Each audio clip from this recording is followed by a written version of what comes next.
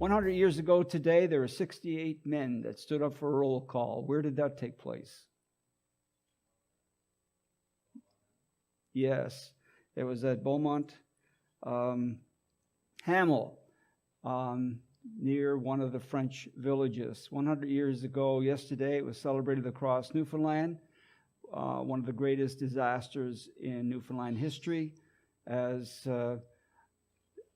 324 of our young Newfoundland men died and 386 were wounded. Only 68 the next day stood up for roll call. It was a real disaster. And the First World War was a trench warfare, and there was one Allied trench facing three trench German lines, and the responsibility of the British and the Newfoundland Regiment was to break through at a place called Beaumont, Gamel, which was just on the other side of the first German line. And they attempted to do so, but misread it so badly. But you may not know that even though there was 324 Newfoundlanders killed and 386 wounded, there was 20,000 British killed and 37,000 British that were wounded. That is a tragedy, can you imagine? Now you think about the young men as they gathered at the wars, probably mostly in St. John's, and taking off, going over to Europe. These young men would be full of thinking about adventure and making friends and finding new sights and seeing things over in Europe.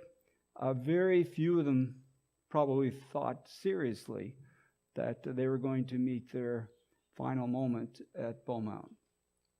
There's something about us that we have that anticipation that we're going to live forever, and there's little likelihood that we're going to meet such a tragedy. And life just comes our way and has those kind of moments that bring us to the reality that we're not immortal, that we are mortal, and we will, unless the Lord comes, have a moment in which we will face our eternal God and going to sleep. I thought I would take a look at 3 stories today in the Bible that relate to this type of thinking. And the first one is in the book of Luke chapter 12, and it's a parable Jesus told about a man who had the thinking of, I'm going to live life and it's going to be unending. And what we can learn from this parable, and we'll look at 2 other particular texts as it reflects on this story as well. So if you look at Luke chapter 12, and we're going to pick it up at verse 13. Luke 12:13, and the caption in my Bible is the parable of the rich fool. There is also a story about a rich who, other places in the Bible. Rich young ruler. Here, this one's called a rich fool. Why was he called a fool? It says, then one in the crowd said to him, Teacher, tell my brother to divide the inheritance with me. He said to him, Man, who made me a judge or an arbitrator over you? And he said to them, Take heed and beware of covetousness, for one's life does not consist in the abundance of things he possesses. Then he spoke a parable to them, saying, The ground of a certain rich man yielded plentifully. And he thought within himself, saying, What shall I do, since I have no room to store my crops? So he said, I will do this. I will pull down my barn and build greater, and there I will store all my crops and my goods. And I will say to my soul, Soul, you have many goods laid up for many years. Take your ease, eat, drink, and be merry. But God said to him, Fool, this night your soul will be required of you. Then whose will these things be which you have provided? So is he who lays up treasure for himself and is not rich towards God. So this man in his thinking was, I have everything going for me, and I have life to live, and this is how I'm going to do it. But as you take a look at this story, it is interesting what we can learn, principles that we can apply to our lives today. If you pick up in verse 16, It's called a parable, so Jesus is trying to teach a lesson. And in verse 21, he tells the lesson he wants us to learn. So is he who lays up treasure for himself and is not rich toward whom? God. So Jesus wants us to be rich towards God and not focused on self. So he starts off and he first paints a picture about a prosperous man. And you noticed there are what it says about this prosperous man. First in verse 16, it says that he is already a rich man. He's not a man in poverty. He's not a man in need. He is already a man who has a good bank account and he has possessions. Then, not only that, we find, if you come down in verse 17, what it says about him. And he thought within himself, saying, what shall I do, since I have no room to store my crops? So what does that tell you? He's not only rich, but what? He already has things stored in his barns. So he's not leaning to poverty. He's not moving towards poverty. He already is rich, and he has plenty in his barns. So from a perspective of a farmer, he's in pretty good shape. Besides having no room in the barns, what is the third component that we find about this rich man that makes a foolish decision? He's rich, he has lots in his barns, and he has lots where else? He has a bumper crop. And so all that's taking place, do you think he feels pretty good about himself? He feels pretty good. I'm prosperous. I have plenty in the bank. I have my barns full, and I have a good harvest. And then it mentions in verse 17 that he had a special moment. And it says he thought within himself and said, what shall I do? What is interesting here is God does not verbally tell him what to do. Even though after he makes a decision, down in verse 20, God says to him, which shows you that as we accomplish, as we have benefits in life, God has given instruction in his word how to respond, but he gives you and me the freedom to choose. We have the privilege to choose, and it's not for me to tell you or for you to tell someone else. You yourself have to make decisions on what you will decide to do with what you have. God has given the rain, the sunshine. He's given prosperity. He's given adversity, yes. But in moments that we're looking at here, in a moment of plenty, the person had to think within himself. Now, he reflects and he says in verse 18, I've come to a decision. I know what I will do. I will pull down my barns and build greater, and there I will store all my crops and my goods. So what did he feel about his crops and his goods? That which was in the barn, what did he feel about the crops out in the field? They are mine. They are mine. Does that get you in trouble sometimes? When you think of me and mine, God has said we are to think of others too. We are to think about his work. We are not to focus on everything is mine. I worked for it. I earned it. It is mine. It is true you've worked for it, and it's a good probability that your prosperity is the result of your hard work, but we are not to see it as ours. It is a trust. We are stewards.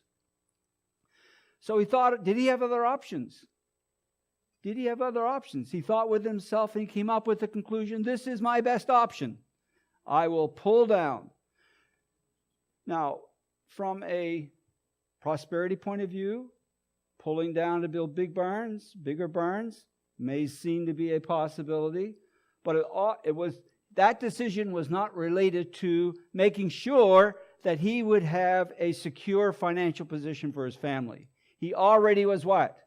Rich. He already had his barns filled. He had a bumper crop. Was his only option to pull down those barns and to make sure they had bigger and more.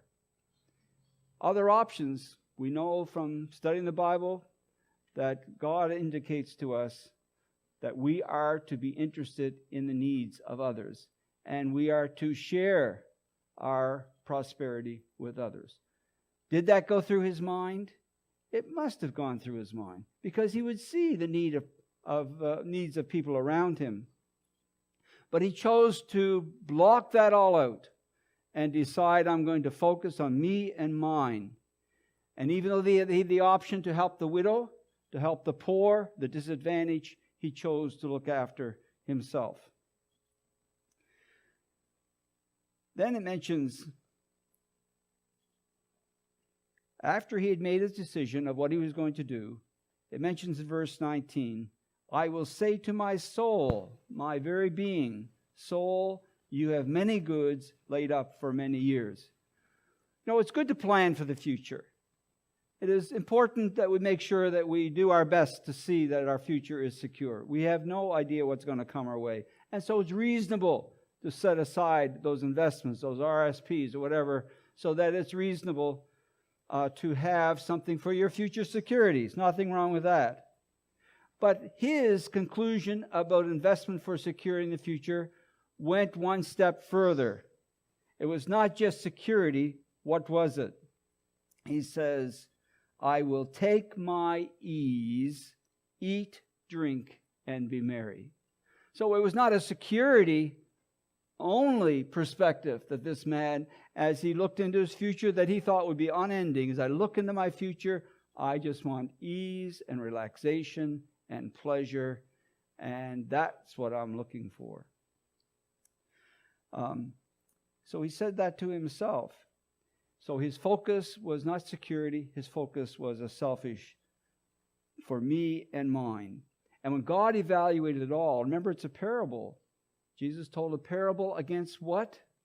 Covetousness. Covetousness. And if you think about it, every once in a while, probably, if we all gave our personal testimonies, there's a good chance that most of us would say, I wouldn't mind to have a little ease, a little putting my feet up with some lemonade once in a while with the pressure that I'm under. That looks inviting. But it's one thing to look at it for a break and a little relaxation. It's another to say, this is what I want and my goal is for my future. If you talk to people who choose to do that, many times they don't live very long in just a self-indulgent mindset. There's something about activity, something about sharing that's so very important. Now the Lord evaluates. You're living as though you're immortal. You're living only for yourself. You're living without regard for the needs of others. And all that I've entrusted to you, you have not seen as important in stewardship. You already have plenty. You have things in store. There's no threat of you going into poverty. And you have a bumper crop, and you think only of yourself instead of sharing with others. You have not properly evaluated your immortality. You are immortal. And God says, this night, your soul will be required of you. Then whose will those things be which you have provided? All that you've worked for is gone in one night. And how many people have said, I would give all my money if I could have my health back? There are things that are more invaluable than living in ease. And God has presented a parable to us concerning that sense of immortality. It's so easy for us to fall in that trap. I want a life of ease. I'm not sure how it is here in Newfoundland, but I did bump into Nova Scotia pastoring, that the goal of some young people was to have something happen so they could get on a disability stipend coming in. If I just get a disability stipend, then I'd be set for life. And this would be a young person. I'm thinking of one in particular who's less than 20 years of age. And he said, a life that gives me money that I can lay around and watch TV and play video games and do what I enjoy doing. And God has a word, it's His word, thou fool, you're not weighing out life issues properly. Happiness comes in sharing with others. Joy comes in fulfillment when you're involved with moving things forward for the people, your community, for your church. And so this is the first story that we can take a look at, and Jesus gives a parable. As you think about your sense of immortality, remember that we are mortal until Jesus comes. Because what does it say when he comes? It says in 1 Corinthians 15 that we will be changed in the moment, the twinkling of the eye. This mortal must put on immortality. It comes when Jesus comes. So we do have that sense that we are going to receive it. We don't have it now. But between now and then, we lean on God to be good stewards. We are in this world to make a difference. The second story I want to take a look at is in James. James chapter 4, where James addresses the same concept of how do I face my future? What should be involved as I plan for tomorrow? What should be my thinking as I make important decisions about my future? And it picks up in chapter 4, verses 13 to verse 17. Come now, you who say, today or tomorrow, we will go to such and such a city. We'll spend a year there. We'll buy and sell and make a profit. Whereas you do not know what will happen tomorrow. For what is your life? It is even a vapor, and appears for a little time and then vanishes away. Instead, you ought to say, if the Lord wills, we shall live and do this or that. But now you boast in your arrogance. All such boasting is evil. Therefore, so that's the conclusion. Therefore, to him who knows to do good and does it not, to him it is sin. Well, the fact that it gives a therefore, it throws back on the story. So James uses the therefore and says, to him who knows to do good and doesn't do it, to him it is sin. The individuals that were making this plan apparently was not in harmony with doing the good. They had a different motive. And their motive was, hey, we want to make money. We'll go in this. We'll plan on this. And we'll spend the next year there selling. And God through James says, not so. You know what you should be doing. And you're not doing that. Therefore, it is sin for you. And you're not realizing that when you look at your life, that it's like a vapor. And you cannot say, I will do this for the next year, because you do not realize all that's going to take place. And you need to weigh out, if the Lord wills, I want to make a decision into my next year and ask God, what is his will in this next year? If you just say, I'm going to do this, without taking God into account and not doing what he has revealed to you, what is your next move, decision that you and I should make, then it says you do not realize that life is like a vapor. Now, when you take a look at the book of Ecclesiastes, it's interesting to notice there how the wise man Solomon viewed all of this. If you go back to the book of Ecclesiastes, the whole story of Ecclesiastes is to bring to young people's minds the realization that, hey, you need to put into perspective life. Put into perspective. In chapter 11, in verse 9, the wise man tells us in Ecclesiastes 11, verse 9, rejoice, O young man, in your youth. Let your heart cheer you in the days of your youth. Walk in the ways of your heart, in the sight of your own eyes. So there's the freedom of choice. I want to encourage you to make that choice. But remember, in all your choices, what are you to keep in account? God will bring you into judgment. But in knowing all these things, you'll give an account. So sometimes it's so easy for the me generation, me and my where I am now, to think I make my decision, I'm independent of everyone, I will take care of me and mine, and I want ease and relaxation all the days of my life. God says, don't live that way. I want you to live on different principles. You are here to make a difference. You are here to live a life of service. You're here to make life easier for others. You're here to advance my cause. If you focus on me and mine, you're like a vapor that will vanish away, and you're like, in the parable, quote, a fool who does not really see the important issues in life. Finally, I want to take a look at one sad illustration in the 2 Timothy of a man who had it in his hand and it was going so well. Then he made a decision that is recorded for us to learn from. Because today we can learn from the record. We have life today, but there will be a moment that we will not have life. And what record do we want of us? And it's found in 2 Timothy chapter 4. In 2 Timothy chapter 4. You recall how in verse 8, Paul, as he's in Rome, realizes his death is near. And he writes that beautiful verse in verse 7, I fought the good fight, I finished the race, I've kept the faith. Which is a testimony of how he is committed. He's going forward. He wants God's work to go forward. He wants to make a difference. He wants to give life and life abundant to his hearers. Then he says, finally, for me. Finally, there is laid up for me.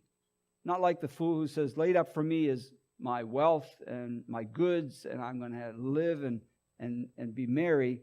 But it's laid up for me is what? A crown of righteousness, which the Lord, the righteous judge, will give to me on that day. And not to me only, but also to all who loved his appearing. So he says, laid up for me. And each of us has to answer that question. What is laid up for me? What's in my future? What decisions am I making today that contribute to my future? Is it my crops, my lands, my bank accounts, so that I can have ease? And then what? Or is it being a good steward, like he says, I've given myself as an offering in verse 6. But right following that is a sad story. After he tells you about himself, he gives a very sad statement in verse 10. After saying, be diligent to come to me quickly, he says this, Demas has forsaken me, having loved this present world. And you say, wow. Now he mentions over a little in verse 16, he had his defense, and my first defense, no one stood with me, but all forsook me. May it not be charged against them. So he's in Rome. It was easy to be shamed as a Christian because Christians are being persecuted. And he said, when I had my first defense before Nero, no one stood with me. He says, Demas has forsaken me, having loved this present world. And when you take a look at who this Demas was, just turn two couple pages in Philemon, and Philemon just has one chapter, and you come towards 23 and 24, and it talks about Demas. Epaphras, my fellow prisoner in Christ Jesus, greets you. So someone who's in prison with him greets.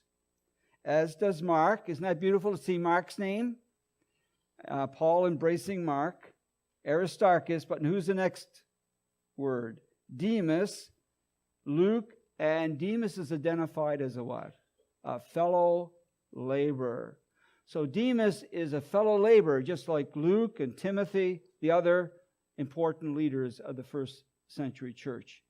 Demas was a fellow laborer. So he was one that responded to the gospel. He is one that loved the Lord.